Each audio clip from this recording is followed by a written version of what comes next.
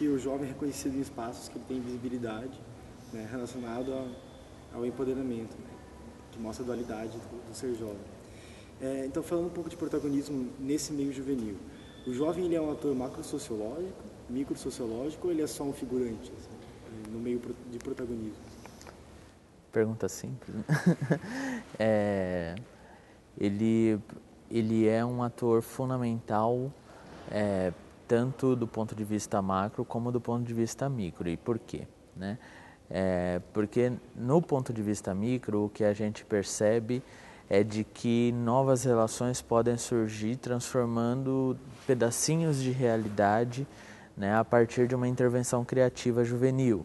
Então, quando os grupos de jovens se organizam, quando a Pastoral da Juventude Marista se organiza, quando esses espaços se fortalecem na realidade local, normalmente a criatividade faz com que novas opções de transformação da vida daquelas pessoas que participam do grupo e daquelas pessoas que são beneficiadas pela intervenção possam criar outras possibilidades, né? Do ponto de vista macro, a gente percebe, né, nos acontecimentos contemporâneos na sociedade, né, as evoluções, por exemplo, democráticas do Egito, todas elas foram bastante impulsionadas e principalmente pela categoria juvenil que, incomodada ali com anos de ditadura, com anos de opressão, resolveu ir às ruas e manifestar aquilo que quer, né, uma nova sociedade mais livre. Então, tanto do ponto de vista micro como do ponto de vista macro, a intervenção da juventude pode ser, né, algo transformador de realidade. Então, essa parte de transformador da realidade, né? Apesar de não positivado, existe um consenso cultural que às vezes norteia assim, né, a ação do jovem. Então, você falou aquela da dualidade do ser jovem, né? Da parte da imagem, que é olhando para dentro e olhando por fora. Então, eu queria saber assim, se existe uma verticalidade que define qual que é o ideal de ser jovem, ou se é uma coisa mais horizontal, assim, tem a parte boa, a parte ruim, isso constrói a juventude. Então, o que não existe um padrão de ser jovem, existe uma vivência da condição juvenil. Se a gente pensar a definição do que é uma geração, geração é um conjunto de pessoas que mais ou menos na mesma faixa etária vão experimentar as mesmas situações sociais no mesmo momento de vida. Cada geração vai ter a sua marca distinta de como interagir entre si e com os acontecimentos que estão ao seu redor.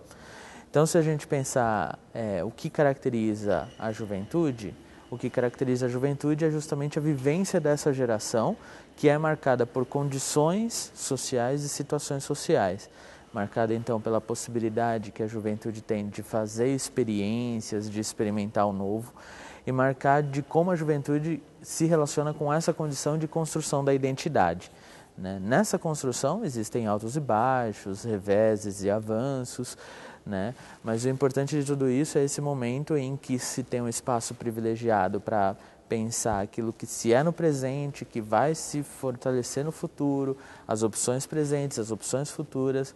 Então, esse momento todo é muito privilegiado para essa constituição, né, global do que é o ser humano.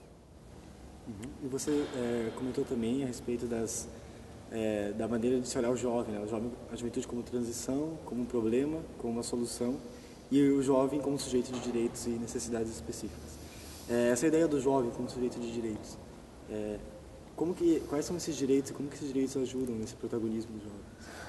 Bom, esses direitos eles ainda estão sendo construídos hoje, o que eles são, como eles são, né? A partir da segunda Conferência Nacional de Juventude, a discussão que a gente construiu em todo o Brasil é justamente na busca de tentar pensar o que são direitos de juventude. A gente poderia dizer que eles giram bastante em torno dos aspectos culturais de empoderamento e de visibilidade. Direitos de juventude a gente poderia classificar em dois grandes grupos, né? Um grupo que se diferencia dos outros direitos sociais. Então, por exemplo, o direito à meia entrada, né? Não é exatamente um direito social, mas é um direito dirigido para o público juvenil acessar melhor eventos esportivos, culturais, o direito de ir e vir. Isso a gente poderia considerar como uma política pública, uma ação governamental especificamente, né, voltada para o público juvenil. Outro grande campo de direitos da juventude a gente poderia considerar, né, destacando dentro dos aspectos dos direitos sociais. Então, por exemplo, educação. Educação é um direito que não é só da juventude, mas é também da juventude. Trabalho não é só da juventude, mas também da juventude. Saúde, a mesma coisa. Então, dentro desses direitos sociais mais amplos, o que é de específico da juventude? Então, no caso do trabalho, como a gente conversava, no caso do trabalho é pensar o direito ao trabalho como oportunidade de primeira inserção, como oportunidade de experimentar a sua vocação profissional, oportunidade de conciliação com o mundo educacional, com o mundo, né, ainda dos estudos. Então, ganha uma série de contornos específicos que vão dizer para a gente, né, o que é, dentro daquele direito social maior, o que é o destaque do direito de juventude. Essa é a característica dos direitos difusos hoje em dia na sociedade, né? Todos os direitos dessa, digamos, terceira ou quarta geração de direitos, ela vem marcada por essa especificidade dentro dos direitos sociais ou por algum destaque de alguma outra ação que precisa ser coberta pelo governo. Então, só para concluir, assim, se você quiser deixar alguma mensagem para os jovens que estão participando desse encontro de formação de monitores da Pastoral de Vida em Marista.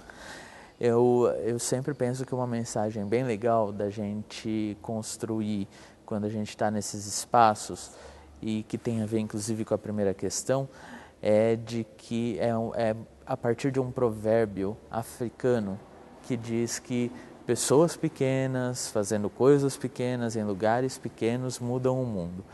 Quando a gente está reunido em 10, 20, 100 pessoas aqui, né, e pensando novas formas de se relacionar, ensaiando como poderia ser esse outro mundo possível, a gente pode às vezes ter a sensação de que é muito difícil transformar as estruturas, ou de que somos poucos e não teríamos condições de fazer uma alteração de fato.